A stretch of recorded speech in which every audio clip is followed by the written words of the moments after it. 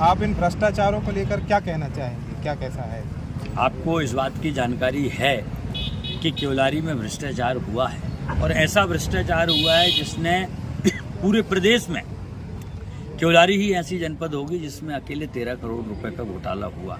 और वो घोटाला हुआ कि जो शासन की योजना के तहत जो दुर्घटना में आदमी दिवंगत हो जाते हैं, उनके परिजनों को सहायता के लिए आज केवलारी जनपद के ये हालात हैं वर्तमान भारतीय जनता पार्टी के विधायक के रहते हुए कि जो लोग जीवित हैं वो कागज में मरे हो गए, उनकी राशि निकल गई, और जो वास्तविक दिवंगत हुए हैं उनके परिजनों को 1 रुपया शासन की योजना का लाभ नहीं मिला है।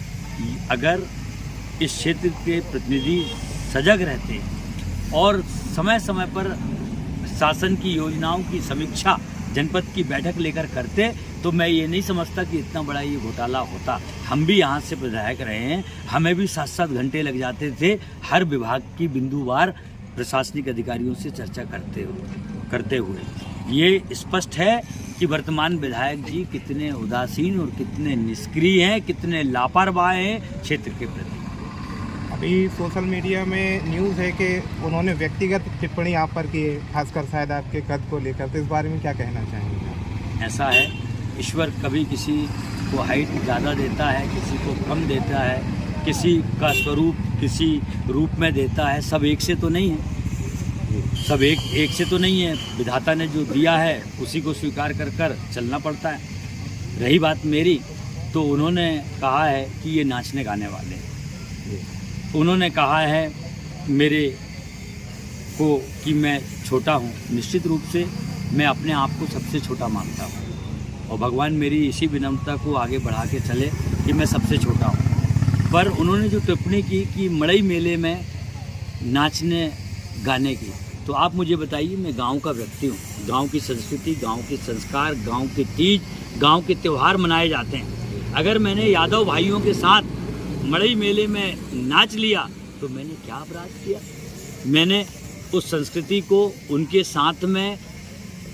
साथ हिल मिलकर मैंने एक दूसरे का मान सम्मान बढ़ाने का काम किया। अगर मैंने गांव की नाटक मंडली में मैंने भगवान की राम की भूमिका या मैंने अन्य और पात्र की भूमिका निभा ली, तो ये हमारी गांव की संस्कृति है। हम उस संस्कृति के चलते हमारे गांव में, ये इलाके और अंचल में ये बहुत दिनों से ये हमारी संस्कृति चली आ रही है। अगर मैंने रामायण मंडली में हारमोनियम बजा दिया, मंजीरा बजा दिया, मैंने अगर गीत संगीत गा लिया, तो मैंने कौन सा अपराध कर लिया? मैंने गलत काम कर लिया? मैंने तो अपनी गांव और क्षेत्र की संस्कृति अक्षुण्ण बनी रहे, इसको बढ़ावा मिल सके, इसलिए मैंने ये काम किया। आप खुद जानते हैं कि भारत की संस्कृति में तानसेन से बड़े कोई गायक नहीं हुए थे। आज गायकों को भी पद्मश्री और पद्म भूषण का सम्मान मिलता है। मैं गांव देहात का व्यक्ति हूँ, अगर मैंने गांव देहात की संस्कृति को बढ़ावा देने का काम किया तो मैंने कौन सा गलत काम किया? ये उनसे पूछिए कि उन्होंने ऐसा क्यों किया, क्योंकि वो शहर के व्यक्ति हैं। शहर में उन्होंने ये संस्कार शायद नहीं सीखा होगा, उन्होंने गांव के संस्कार से कभी उनका कोई लेना देना नहीं रहा, तो वो हमारे गांव और देहात के संस्कृति को क्या जाने। वो शहर के रहने वाले व्यक्ति हैं, वो तो उनका मानस शहर के वातावरण का रहेगा, और मेरा हमेशा वातावरण और मेरा मानस और मेरा ध्येय गांव की संस्कृति, गांव की सभ्यता, गांव के संस्कार को बढ़ावा देने का रहेगा, और वो मैं करूँगा। आपके अंतिम पंक्ति में खड़े हुए मतदाता के लिए आप क्या अपने दिल से कहना चाहेंगे? मैं अंतिम पंक्ति में खड़े हुए मतदाता भाइयों से, आदरणीय मतदाता साथियों से मैं यही विनम्र प्रार्थना करता हूं कि मेरा कार्यकाल भी उन्होंने देखा, और ये 5 साल का मेरे विरोधी का भी कार्यकाल देखा।